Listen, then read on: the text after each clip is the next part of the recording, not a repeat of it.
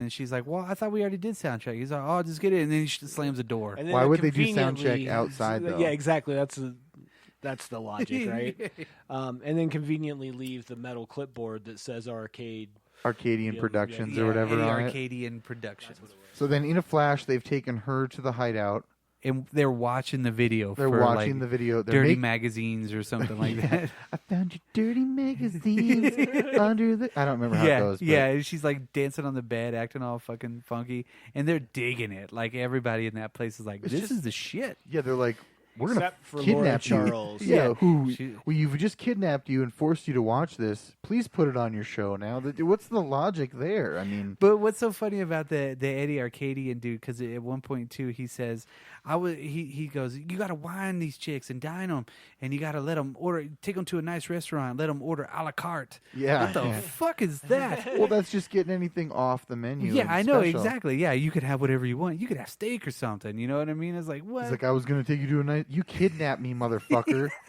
You told me sound check in a van outside and we drove away. And now I'm watching this shitty video. And then we get intro fully ninja up. Yeah, all of a sudden Ninja Bruce Leroy comes in. It's like he's throwing stars at people, knocking guns out of their hands. He kicks the shit out of everybody. That first scene when he comes in, they're like, what the fuck? Yeah. They're like, ow. He starts throwing that shit and he hits them in the hands. Yeah, too. he gets them right in the hands. Yeah, so all their guns drop. And he's like, ow, what the fuck? And they're like, who's this guy? Get him. Yeah. Yeah. And then he kicks the shit out of all the henchmen. Except for his brother. His brother, the boxer, didn't fight him. No. It's like he fought everybody from the limo again, and he kicked the shit out of them. Wait, the Mike Starrs character? Yeah. He picks up a chair and he smashes it. Oh, yeah. Yeah, that's over right. it. He knocks him down. Yeah. Pretty early. Yeah. Yep, right away. And then he takes everyone else out. And then he gets a little dark and throws that guy in the piranha tank, which head requires cool water. Well, and I don't think that obviously he knew there was like some kind of creature in there. Right. Yeah. But in that scene, like that almost took that dude's eye out. It was him putting himself in there. You know, I mean, it wasn't. But you could see the blood coming off of his. The blood coming off his eye. He actually hit this tube like 1 inch above his eye. Yeah. And cut his. Oh my god! Because I saw the blood on his face. Yeah, you see that, and you're like, "What the fuck was that?" Well, because I was like, "That's all." I was like, "Why'd they put him in there and get so scared?" I seriously thought when he did that he was going to come back and he was just going to be a skeleton head. From where this movie was going, would have went a whole different direction. That's where I was like, "Whoa, wait a minute! Is there going to, It's only a 45-minute movie." Well, no, I just figured the Sho'nuff was going to come back. And the first time I watched this, because you guys have seen this before. It should be noted that I've only seen this the one time. Yeah. Well, I think from here, don't we cut into? She takes him back to her apartment because she says she has his gold medallion, which looks like a belt buckle. Curiously, they get back to her apartment. She goes, "That was crazy." And he's like, "Well, I was looking for this," and she's like, "Oh yeah, I got it." He's got no game, by the way. The kid is right. Yeah, no moves whatsoever. Nothing. He's like, this is a nice apartment. I'll just sit here and look like a dork. Yeah. But he did save her with ninja. Yeah, so that was pretty ninja cool. skills. After the one rule of the ninja gets broken too, he rips his mask off. What the fuck? Well, right away, I thought that was kind of cool. The bad guy rips his mask off right away. I'm like, oh, that's kind of realistic. Now he knows. Because he gets introduced to Cyndi Lauper. Because he almost kicks her in the face. Oh, She's yeah, like, in the fight. Yep. He's like, sorry, ma'am. I didn't mean to, excuse me. She's like, it's all right. She even says her full name, too. She's like, I'm Angela Baracco. And everybody was like, what? Introduction time after a big-ass fight? No. Well, then, I mean, you kind of get more into it. And this is where you go to the actual... The Some Young Goy place, yes, where they're doing the mime, they're doing the karaoke to some song that's like Choppy Saki. So this is Ukisaki. Pretty crazy because you have this young African American gentleman that's really embraced the Asian, style of life of what he perceives that to be. Big Bruce Lee fan. Yeah, big Bruce Lee fan. Obviously, he's following the path of martial arts. He lives that life. He wears the clothes. Yeah. And he shows up to where the master's supposed to be, and there's 3 Asian guys that think they're black. They even make fun of him too in an Asian tone. Yes. You go now. You get out of here. just to make fun of him. Yeah. It was like, what the fuck? There's no master here. Right, because she takes him to her Well, he studio. leaves as soon as she's like, "Oh, I it's always nice to find something that you lost," and she like gives him the I like, love you eyes. I love you. You know, and he's like, "Oh, I gotta go." I'm gonna The cock crows. I'm gonna do you with these eyes. The cock crows at midnight. She's like, "What the fuck are you talking about?" The cock was about to crow in here. What the fuck? Zero game, dude. He's like, I must leave, and she's like, dude, I'm fully yours right now, but you're just running. Look like a master to me. Yeah, then he even trips too. He's a master debater. He even trips over the deal. He's like, "Whoops, sorry." Dick Van Dyke Show. And then he's gone, and then you're back into the regular life, the Some Young Goy deal, because like after this scene, you know, after he meets with those dudes, don't they show like the Sho'nuff like battle scene? Oh, that's when this is whenever Sho'nuff comes to the pizza parlor. Yeah, pizza parlor, and wrecks the pizza parlor. Wrecks the whole. He says, goddamn. "I'm looking for Leroy Green," and of course his dad's like, "I'm Leroy Green." Yeah. He's like, "What?" You're looking for Junior. Yeah, he's looking for Junior. I don't know where he is. I don't think I'd tell you if I knew anyway. The way he says it, I don't think I'd tell you anyway. That mom, man. Yeah.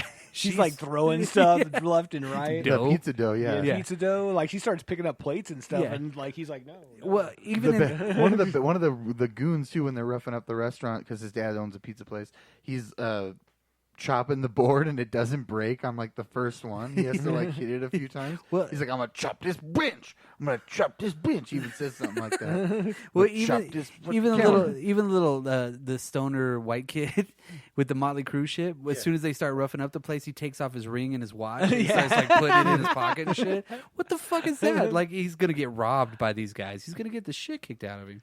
And then they throw the little brother into the garbage, and even when he goes in, it goes makes like a little. Or no, wait, that's when they pull him out later. It's like but then there's spaghetti in that shit. Yeah, it's like spaghetti and shit. It's a pizza place. Why was there spaghetti? That was actually an East Village pizza. Well, they really? For real? Yeah. Oh, well, I believe that. Yeah, it was an actual fact check real me, place. but yeah. Well, they have Italian food at pizza places. So Oh, you yeah. can get spaghetti usually. Well, and I was thinking about that too. I was like, spaghetti wouldn't be that hard to make. No. Well, you're right. and That's, pizza? I mean, it's Italian. And then so Sort of. this is where I was Actually, getting to spaghetti's the. Chinese, but that's a whole different podcast. This is where I was getting at the little brother's a dick because then so Leroy's across the street, sees They get into the A-Team van at that point too. Yeah, they do. Yeah, they get into their own A-Team van. Goons get into their A-Team van and drive away, and he's like, "Oh my!" And so he goes, across the street, and he doesn't even say anything. And the little brother's like, "The fuck, man!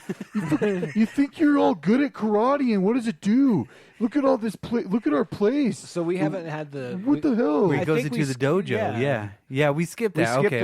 We'll go back. Swing back. Yeah. Tarantino in it. Right on Tarantino.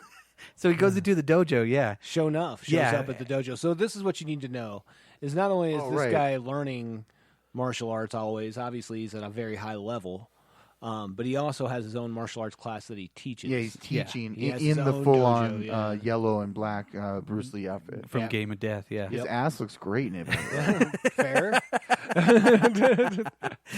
And that's when Sho'nuff just finds him. He's like, okay, he's here. Now, yeah. He comes in, and that's I'm sure it wouldn't be that hard to find out where the the academy one guy is. over here that acts Asian all the time. Yeah, he's like, where's this dude at? Oh, he's right over there. Yeah, he's at 1517 North 152nd. Oh, okay, cool. And he comes into the dojo and challenges him to a fight, right? Yes. Right. Dude, his stances are fucking awesome too. Yeah. Like his hands are all like out and shit, like he's about to tiger claw you and shit.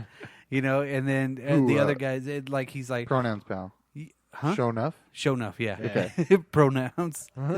Sho'nuff has the badass stances, right? Yeah. And then fucking all of his. And obviously, Bruce Leroy doesn't want to fight him. He's not gonna fight. Yeah. He looks behind him and he sees his people. his kids. That at this point, he had just said something to a student about that it was relevant, about not fighting for whatever bullshit reasons, basically. Don't use your skills unless you absolutely True have to. warrior walks the right path. Right. No, but not that. I mean, it was, okay. Yep. Well, then that's one of the best lines, too. He's like, kiss my Converse. Yes. Well, the chicks start throwing punches at him, too, and he's not doing anything. But one of them actually hits him, and then he gets in a fight stance. He's like, whoa.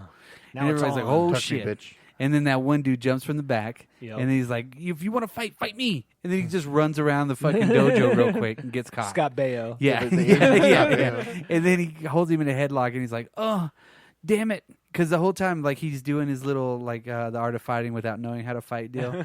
Leroy's looking back, and he's, like, shaking his hand, like, no, stop. Yeah. No, don't do this shit.